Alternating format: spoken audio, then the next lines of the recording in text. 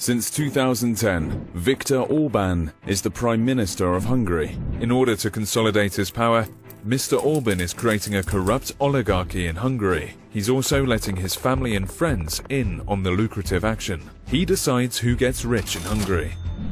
Feldut's mayor and a childhood friend of Mr. Orbán, Lőrinc Mészáros, is now the fifth on this year's list of the wealthiest Hungarians, who worked as a gas fitter until recently. He has interests ranging from construction, banking and media to agriculture, tourism and real estate. István Debord's Elias Lighting Company won partially EU-funded contracts worth €65 million to install LED streetlights in many Hungarian towns in 2014 and 2015. He later sold his Elios stake and invested in land and real estate. He is married to Orbán's daughter, Rahel, since 2013.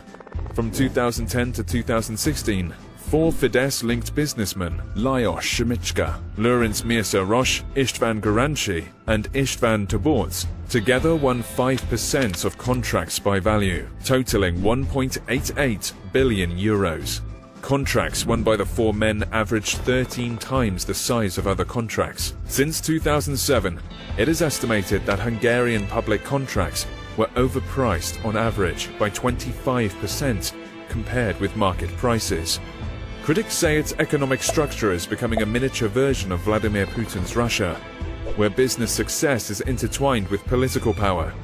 The difference is that Hungary has built this system within the EU, in part using EU funds.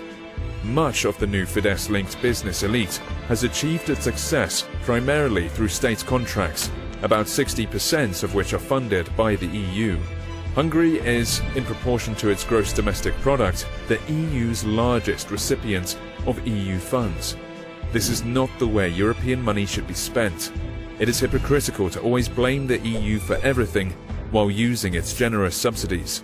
And by the way, how come this awkward friend is still tolerable for Mr. Orbán's allies in the European People's Party?